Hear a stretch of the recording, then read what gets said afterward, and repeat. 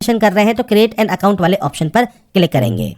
इसके बाद फ्रेंड्स आपके सामने कुछ इस तरह का इंटरफेस ओपन होगा जहां पर आपसे कहेगा कि 2024 या 25 में जो सीएन इशूड हुए थे आरआरबी के द्वारा, अगर आप पहले से रजिस्टर कर चुके हैं तो आपको दोबारा से रजिस्ट्रेशन करने की ज़रूरत नहीं है। अगर आप पहली बार रजिस्ट्रेशन कर रहे हैं तो ही आप इस ऑप्शन का यूज़ करेंगे, बाकी आप डायरेक्टली लॉगिन कर सकते हैं। अगर आप पहली बार रजिस्ट्रेशन कर रहे हैं तो रजिस्ट्रेशन करने के लिए सबसे पहले नेशनलिटी सेलेक्ट कीजिए। इसके बाद कुछ बेसिक जानकारी आपको एंटर करनी है। मैं आपको यहाँ पर सिर्फ डेमो शो कर रहा हूँ। सबसे पहले आप यहाँ पर एंटर करेंगे आपका पूरा नाम और इसके बाद आप यहाँ पर इसे रीटाइप भी करेंगे। इसके बाद आता है आपका यहाँ पर आपने कभी अपना नाम कभी चेंज किया है तो आप यहाँ पर यस कर सकते हैं। आपके पास गैजेट नोटिफिकेशन होनी चाहिए लीगल आपके नेम चेंज करने की, तो अपना नाम चेंज किया हुआ आप दे सकते हैं। यहाँ पर जो नाम आएगा वो आपके 10 के मार्कशीट या सर्टिफिकेट के अकॉर्डिंग ही आएगा। अगर आपने अभी तक अपना कोई नाम चेंज नहीं किया है सिंपली नो कर सकते हैं। इसके बाद है डेट ऑफ बर्थ, तो इस कैलेंडर पर जाइए, आपकी जो भी डेट ऑफ बर्थ है वो आप सेलेक्ट कर सकते हैं और यहाँ पर आपको आपकी डेट ऑफ बर्थ टाइप करना होगा। इसके बाद आपका जेंडर ऑप्शन है, जेंडर को सेलेक्ट कीजिए। आपका फादर नेम और मदर नेम आपको देना है, आपकी पर्सनल इन्फॉर्मेशन है जो कि आप प्रोवाइड करेंगे। ऐसे ही आपकी मेल एड्रेस आपको देना है, मोबाइल नंबर देना है और ध्यान रखिएगा ये आपके एक्टिव एंड वैलिड होने चाहिए, क्योंकि जब आप जनरेट ईमेल ओटीपी करेंगे तो आपके मेल आईडी पर और आप मोबाइल ओटीपी करेंगे तो मोबाइल नंबर पर एक ओटीपी आएगी। वो ओटीपी आपको सिंपली यहाँ पर टाइप करना होगा। इसके बाद आता है वेरिफिकेशन। अब वेरिफिकेशन फ्रेंड्स आप डिजीलॉकर के माध्यम से कर सकते हैं या आधार कार्ड के माध्यम से करना चाहें तो आप आधार कार्ड के माध्यम से कर सकते हैं। आपके 12 डिजिट का आधार कार्ड नंबर दीजिए, गेट आधार ओटीपी कीजिए तो आपके आधार कार्ड पर जो रजिस्टर्ड मोबाइल नंबर है उस पर एक ओटीपी आएगा। वो ओटीपी यहाँ पर डालकर आप वेरीफाई कर सकते हैं। इसके बाद आपको यहाँ पर सिंपली कंफर्म करना है। कंफर्म करने के बाद आपको एक पासवर्ड क्रिएट करना है। पासवर्ड कैसा होना चाहिए? पासवर्ड में देखिए capital letter, small letter, special character और नंबर्स आपके होना जरूरी है।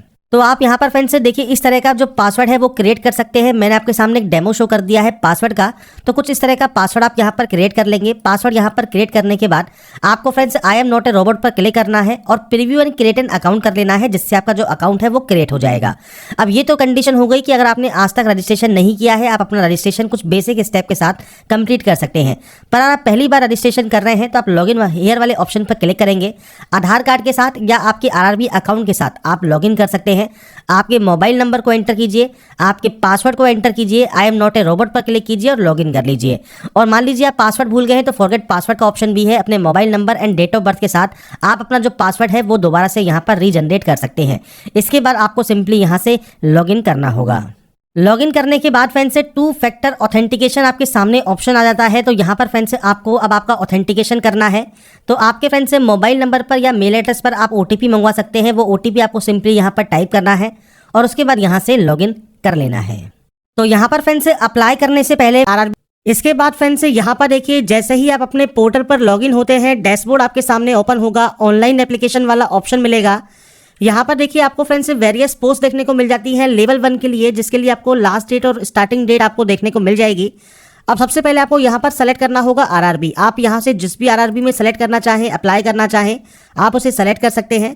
आप इन दोनों ऑप्शंस को टिक करेंगे कि आपने सीएन जो कि नोटिफिकेशन है वो ध्यान से पढ़ लिया है। इसके बाद आप नेक्स्ट स्टेप पर क्लिक करेंगे।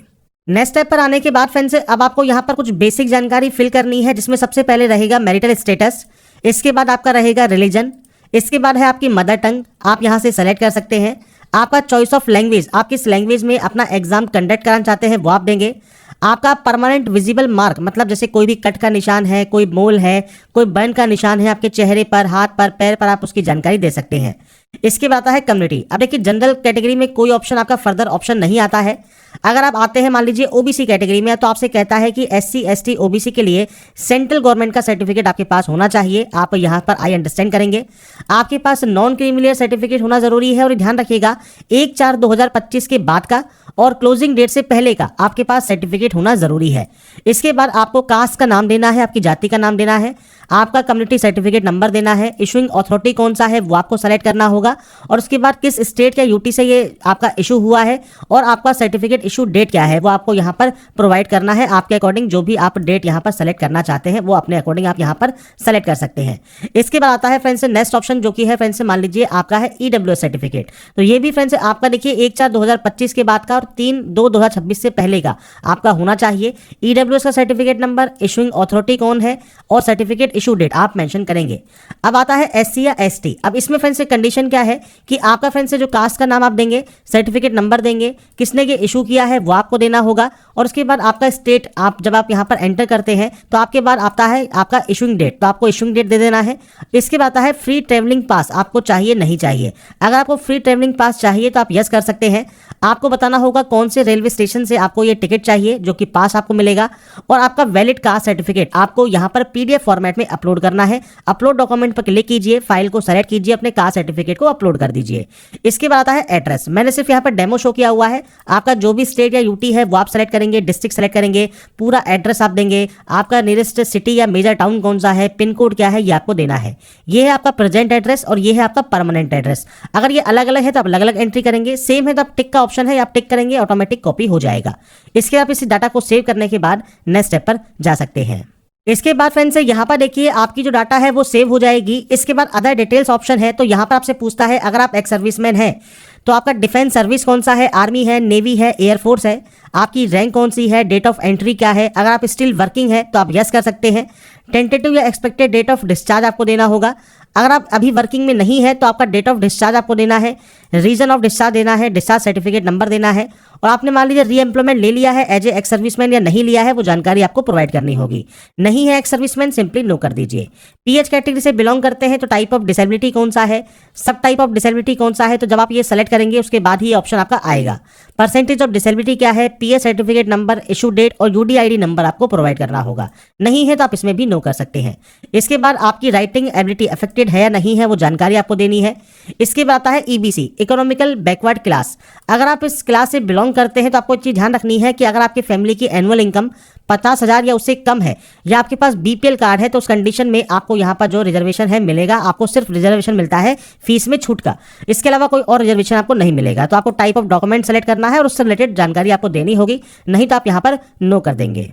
इसके बाद फ्रेंड्स आपसे यहाँ पर पूछता है आप एम्प्लॉय हैं इंडियन रेलवेज में। अगर आप इंडियन रेलवेज में एम्प्लॉय हैं तो यस कर सकते हैं, नहीं है तो आप यहाँ पर नो करेंगे। जैसे ही आप यहाँ पर नो करेंगे आपसे पूछेगा करंट एम्प्लॉयमेंट। अगर आप सेंट्रल गवर्नमेंट में है, स्टेट गवर्नमेंट में है, पीएसयू में है तो आप दे सकते हैं जानकारी, नहीं है तो आप सिंपली इसमें भी नॉट एप्लीकेबल कर देंगे। इसके बाद आता है bank detail for refund of fees. तो यहाँ पर देखिए जो फीस जो आपको रिफंड होगी वो किस अकाउंट में आपको चाहिए, तो सबसे पहले अकाउंट होल्डर नेम देना है, आपके बैंक का अकाउंट नंबर देना है, बैंक का आईएफएससी कोड देना है, और ये सारी जानकारी बैंक की पासबुक के फर्स्ट पेज पर आपको देखने को मिल जाएंगी। तो उसके अकॉर्डिंग जानकारी को एंटर करें, सेव करें और नेक्स्ट स्टेप पर क्लिक करें।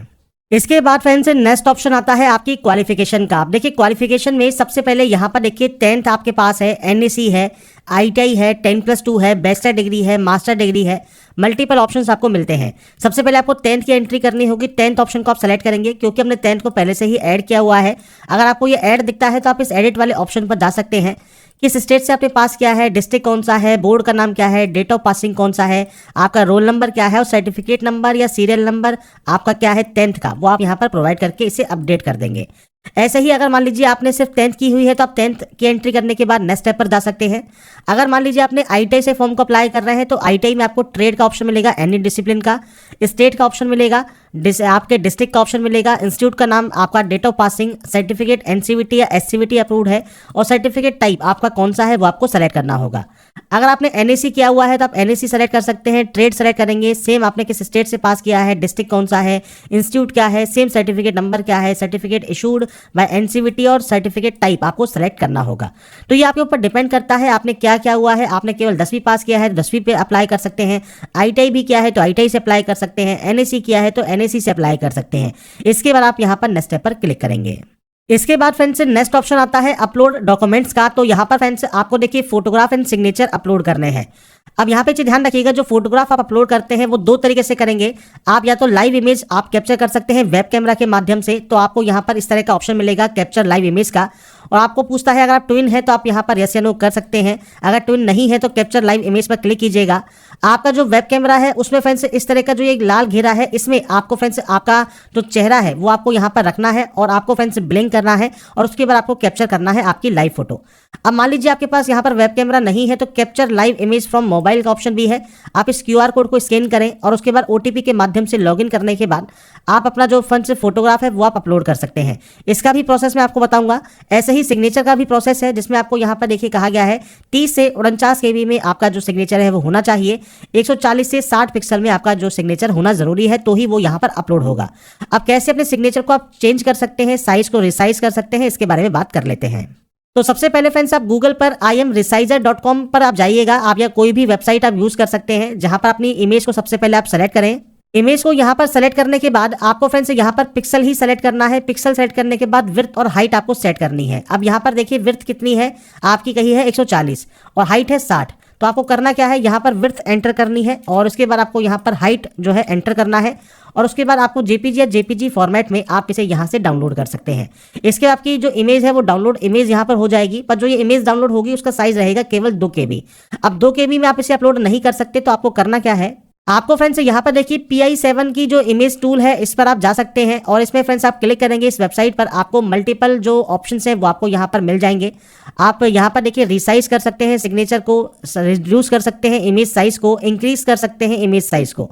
तो हमको यहाँ पर इमेज को इंक्रीज करना है, सेलेक्ट इमेज पर हम जाएंगे और उसके बाद फ्रेंड्स हमारी जो एक्चुअल फाइल है 2 KB की, हम इसे सेलेक्ट कर लेंगे। अब यहाँ पर देखिए आपसे कहा गया है 30 से 49 KB में आपको जो चाहिए इमेज, तो आप यहाँ पर देखिए जो वैल्यू है वो आप पुट कर सकते हैं। जैसे मैं यहाँ पर 45 KB कर देता हूँ, इंक्रीज साइज पर हम क्लिक करेंगे और हमारा जो फ्रेंड्स इमेज है वो इंक्रीज हो जाएगा, उसका साइज जो भी हमको चाहिए। और जब ये इंक्रीज हो जाएगा इसके बाद हम अपनी फाइल को डाउनलोड कर सकते हैं। अब यहाँ पर देखिए हमने 45 KB में इसे डाउनलोड कर लिया है और हमारा रिक्वायरमेंट भी यहाँ पर 30 से 49 KB है। ब्राउज पर क्लिक कीजिए और उसके बाद फ्रेंड्स देखिए मैंने यहाँ पर अभी फाइल का नेम जो है वो चेंज नहीं किया है, क्योंकि हमने imresizer वाली वेबसाइट यूज़ किया था और एक PI7 वाला यूज़ किया था। तो मैं आपको ये शो कर रहा हूँ कि हम वही फाइल यहाँ पर अपलोड कर रहे हैं जिसको हमने अभी रिसाइज किया था और PI7 से उसका साइज बढ़ाया था। ये फ्रेंड्स यहाँ पर फाइल आपको जो रीनेम है वो आपको सबसे पहले कर लेना है। आप सिग्नेचर साइन जो भी नाम रखना चाहें वो रख लीजिएगा। मैं सिर्फ आपको यहाँ पर दिखाने के लिए बता रहा हूँ कि हमने वही फाइल यहाँ पर जो है यूज़ की है जिसको हमने रिसाइज किया है। इसके हम इस ग्रीन टिक पर क्लिक कर देंगे। इसके बाद देखिए फ्रेंड्स हमारा सिग्नेचर यहाँ पर अपलोड हो गया है, वही फाइल हमने अपलोड की थी तो वो सिग्नेचर हमारा यहाँ पर आ गया है। इसके बाद फ्रेंड्स अब हम बात करते हैं कैसे अब आपको यहाँ पर आपका जो फ्रेंड्स जो आपका लाइव इमेज है मोबाइल से वो आपको अपलोड करना है। तो सबसे पहले कैप्चर लाइव इमेज वाले ऑप्शन पर क्लिक कीजिए। आपके मोबाइल से सबसे पहले इस QR कोड को स्कैन कीजिए। इसके बाद फ्रेंड्स आपके मोबाइल पर आपका जो फ्रेंड्स डैशबोर्ड है आप लॉगिन कर लेंगे। जब आप OTP से वेरीफाई कर लेंगे तो आपके सामने कुछ इस तरह का इंटरफेस आ जाएगा, जहां पर आपको अलाउ करना होगा कैमरा को और कैमरा को अलाउ करने के बाद आप अपना कैमरा यूज कर सकते हैं।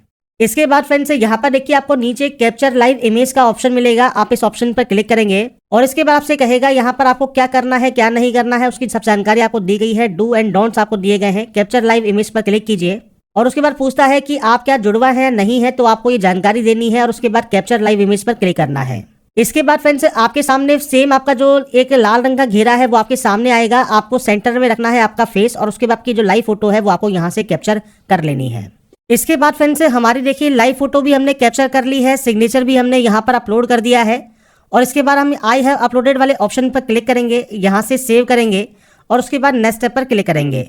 नेक्स्ट स्टेप पर आने के बाद अब हमारे सामने आती है एलिजिबल पोस्ट या जोन।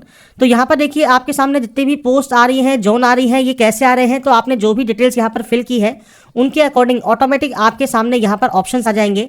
अब आपको यहाँ पर सेलेक्ट करना है आप किस पोस्ट को प्रेफरेंस यहाँ पर सबसे पहले देना चाहते हैं। तो ये आपके अकॉर्डिंग डिपेंड करेगा, आप यहाँ पर जो भी प्रेफरेंस देना चाहें वो आप अपने अकॉर्डिंग यहाँ पर दे सकते हैं। मैं सिर्फ यहाँ पर डेमो शो कर रहा हूँ, आपके अकॉर्डिंग जितने भी order of preference eligible post का आप देना चाहें वो आप दे देंगे। इसके बाद आई हैव एक्सरसाइज वाले ऑप्शन पर क्लिक करेंगे। इसके बाद यहाँ से डिक्लेयर करेंगे और उसके बाद प्लेस का नाम लिखेंगे, प्लेस कौन सा जहाँ से अभी आप फॉर्म को अप्लाई कर रहे हैं। इसके बाद आप यहाँ से इसे भी सेव कर देंगे और सेव करने के बाद प्रीव्यू एप्लीकेशन कर लेंगे। प्रीव्यू एप्लीकेशन करने के बाद अगर आपको लगता है किसी भी तरह की कोई गलती आपने कर दी है तो आपको एडिट का ऑप्शन मिलता है, आप यहाँ से एडिट कर सकते हैं। अगर आपको लगता है कोई भी गलती नहीं है किसी भी स्टेप में तो आप यहाँ पर फ्रेंड्स से फॉर्म को फाइनल सबमिट कर सकते हैं यहाँ से रीचेक करने के बाद। तो यहाँ पर फ्रेंड्स जब आप सबमिट कर देंगे इसके बाद लास्ट स्टेप आपके पेमेंट का रहेगा। पेमेंट आप किसी भी बैंक के credit card, debit card, net banking या UPI से कर सकते हैं। तो यहाँ पर पेमेंट की प्रोसेस का वीडियो मैं आपको जल्दी ही प्रोवाइड करूंगा। यहाँ तक की जो जानकारी है वो मैंने आपको प्रोवाइड कर दी है। लास्ट स्टेप ओनली पेमेंट का है, पेमेंट आप किसी भी मोड से कर सकते हैं और उसके बाद आपका फॉर्म सबमिट हो जाएगा। तो RRB railway group D online form 2026 आप कैसे अप्लाई कर सकते हैं इसकी जानकारी मैंने आपको प्रोवाइड कर दी है।